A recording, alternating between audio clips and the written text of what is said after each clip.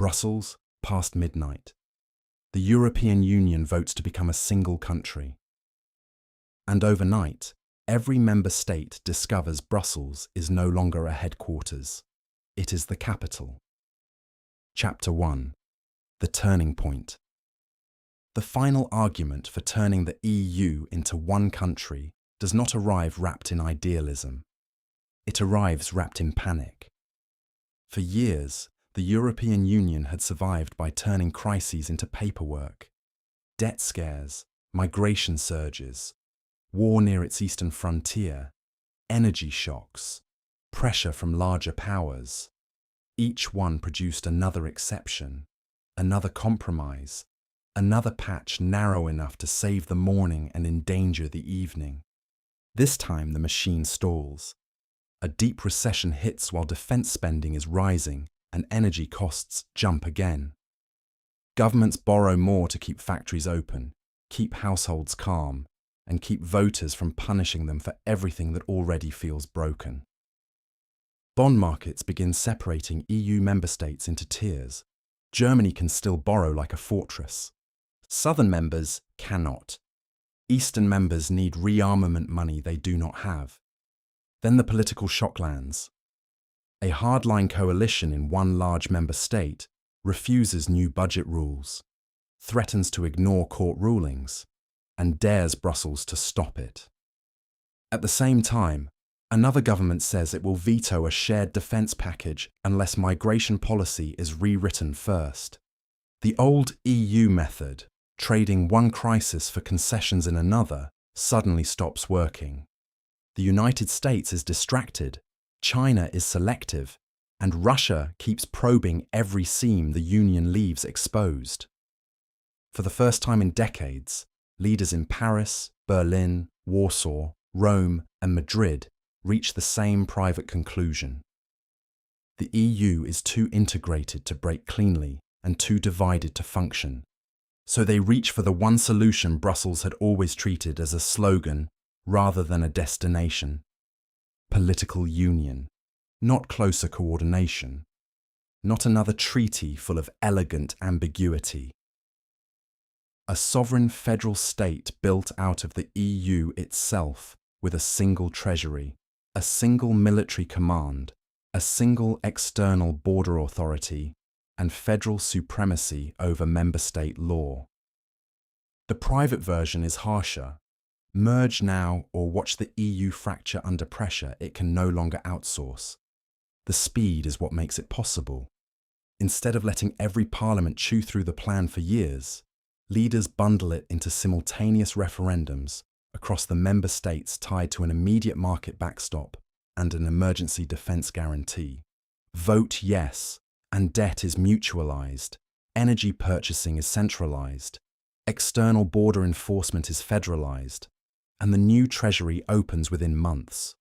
Vote no, and every government returns to the old arrangement with weaker banks, weaker security, and a louder suspicion that the next crisis will be terminal. National flags fill city squares.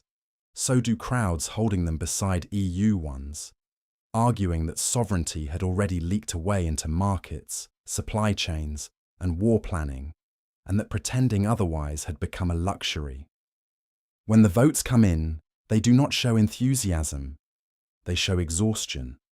A narrow majority across the bloc approves the treaty. The legal threshold is based on population and member state count, not unanimity. That choice becomes the real divergence. The EU had always claimed every member mattered equally. Now it reveals a harder rule. When survival is on the ballot, the largest members decide what the union becomes. Chapter 2. The early effects. Markets rally because someone, finally, is in charge of the balance sheet. Then they panic again when they realise what that means. National debt inside the bloc is no longer purely national. Banks are no longer protected mainly by their own governments. Budgets are reviewed in Brussels before they are defended in local parliaments. For politicians, it looks like amputation.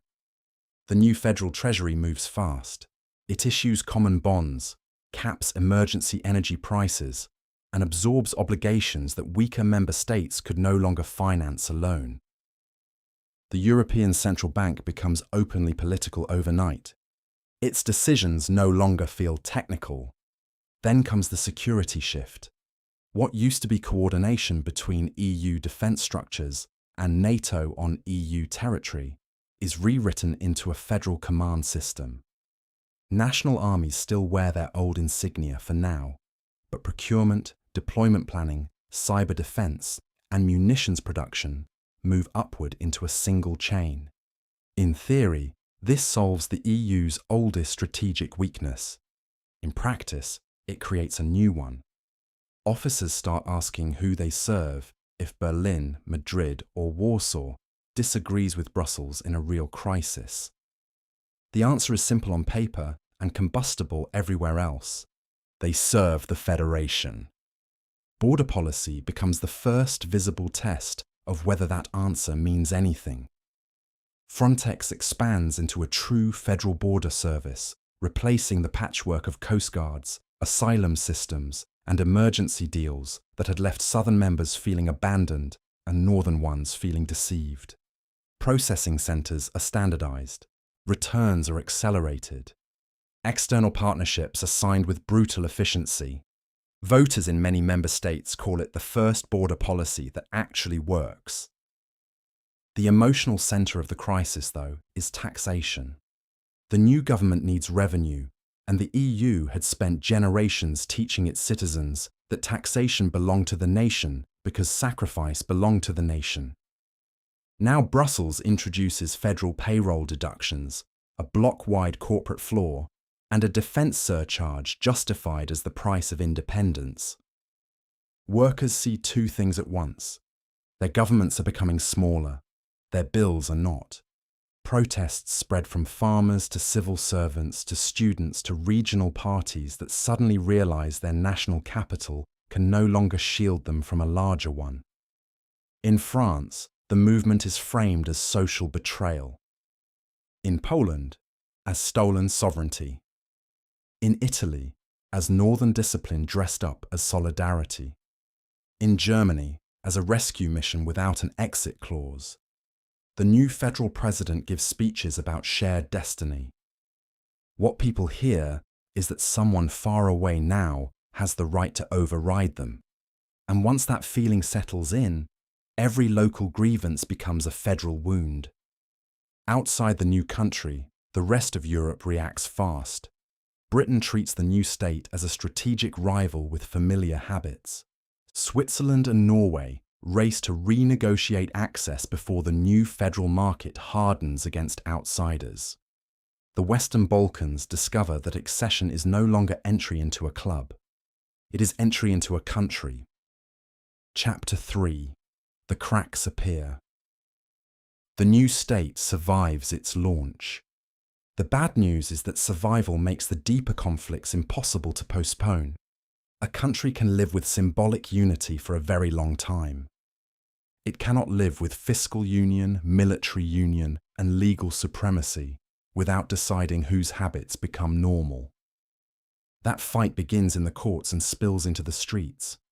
The federal government starts striking down labour rules, media rules, industrial subsidies, and judicial appointments that conflict with harmonised law. Every ruling is defensible inside the new constitution. Taken together, they feel like occupation by spreadsheet. Regionalist parties grow fast because the old national argument no longer fits. If power is moving upward anyway, why stay loyal to the old nation-state at all? Catalan politicians revive independence with a new pitch. Not secession from the federation, but direct membership inside it, without Madrid in the middle. Flemish nationalists argue Belgium has become an empty hallway between Brussels and Brussels. Northern Italian leaders say Rome lost power only to hand it to officials even farther away. The federal centre refuses to indulge any of it. If the EU has just become one country, it cannot immediately begin breaking into smaller ones. So it uses the tools states always use when unity becomes fragile. Control the money, control permitting, control policing, control the story. A new federal media charter is sold as a defense against disinformation and foreign influence. It also gives the centre a stronger hand over the information environment during periods of constitutional stress. That phrase becomes notorious. It sounds temporary. It proves elastic. The economic split is worse. Mutualised debt calms the markets, but it also exposes the full scale of the bloc's internal imbalance. Some regions produce export surpluses, advanced industry, and tax revenue. Others consume stabilisation funds, military investment, and infrastructure support year after year. Under the old Union, those tensions could be framed as negotiations among governments. Under the new one, they are framed as citizens accusing other citizens of becoming permanent burdens. That accusation poisons democracies fast. A federal election brings the first truly bloc-wide campaign, and it is uglier than anyone expected.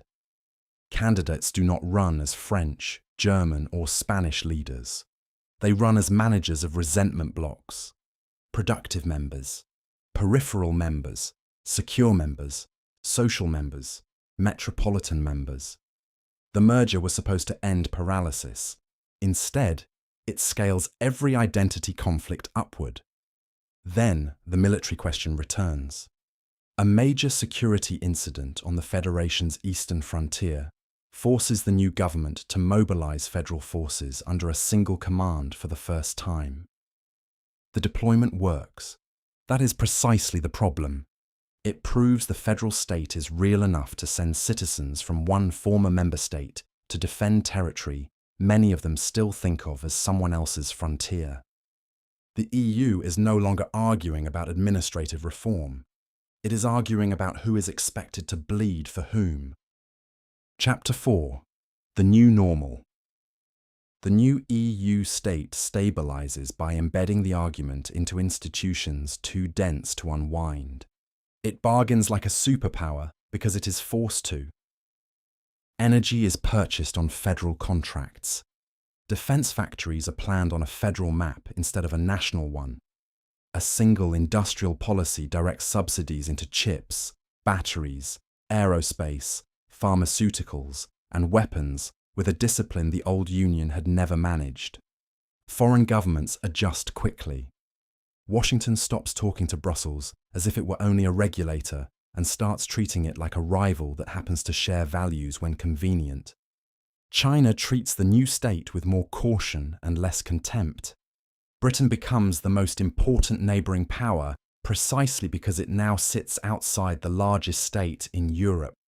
Countries around the Mediterranean and in Africa stop negotiating with EU members separately and start negotiating with a machine that can offer visas, investment, market access, sanctions, and naval patrols as one package. That gives the Federation leverage and hardens its character. The federal bureaucracy becomes one of the largest governing structures on Earth, and it learns that crisis language is the fastest way to expand. Strategic autonomy justifies industrial intervention. Information integrity justifies monitoring. Border resilience justifies detention powers that no single member state electorate would once have accepted on its own. Children learn a new civics curriculum built around federal institutions first and national history second. Old national holidays remain, but federal ones matter more for work, schools, and public ritual. An identity is being manufactured in plain sight, not through poetry, through payroll systems, military service, standardized education, and the quiet force of administrative repetition. They travel more easily through a country that used to be a union. They use federal digital IDs, federal tax portals, federal labour rights, and federal consumer rules. Businesses love the simplification. Citizens appreciate it until they collide with its scale. Then they discover that appealing a decision from the new centre feels like shouting into architecture. The old promise of EU integration had been peace through cooperation. The new reality is order through concentration. It works better than the old system on its own terms. It also leaves less room to refuse it. By now, even most opponents have stopped saying the merger can be reversed cleanly. Too many pensions depend on it. Too many factories depend on it. Too many databases, supply contracts, and command structures would have to be cut apart at once. The EU has not become a dream. It has become infrastructure. And infrastructure is hardest to resist after everyone is already standing on it. Chapter 5. The World That Follows. In the settled version of this timeline, the EU functions the way empires used to function, and modern democracies like to pretend they do not. Its power is bureaucratic before it is emotional. A citizen in Lisbon, Krakow, or Milan can move, work, pay taxes, serve, and be punished inside the same sovereign framework. That fact would have sounded impossible a generation earlier. Now it feels ordinary to the young and vaguely humiliating to many of the old. National politics still exists, but more as provincial theatre than sovereign decision-making. Prime ministers argue over schools, zoning, transport, and culture, while the real questions of money, borders, industry, and force are decided elsewhere. The federal capital does not need to erase older identities. It only needs to outrank them. Daily life is more legible than before. External actors find the EU harder to intimidate, harder to divide, and much harder to ignore. But the price of that stability sits everywhere. A protest in one former member state is treated as a matter of internal security for all. A budget dispute in one region becomes a federal discipline problem. A cultural conflict that once would have stopped at a national border now travels across the entire state at digital speed. There are fewer diplomatic crises inside the old Union because diplomacy has been replaced by administration. There are more legitimacy crises because administration never fully learned how to replace belonging. The country holds together not because everyone feels federal in the same way, but because leaving has become materially terrifying. To break away would mean untangling debts, rights, logistics, pensions, and command structures so vast that even separatists speak less about independence than about negotiated exception. The EU became one country. It did not become one people.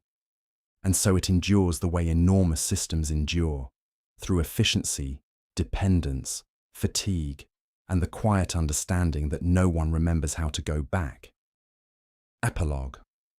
This path feels plausible because the EU was always suspended between union and hesitation. It had the scale of a power without the final authority of one.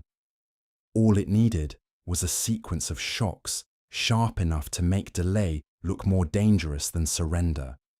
That is what makes the merger unsettling. Not that Europeans suddenly stopped loving their nations, but that EU members found a reason to place something larger above them.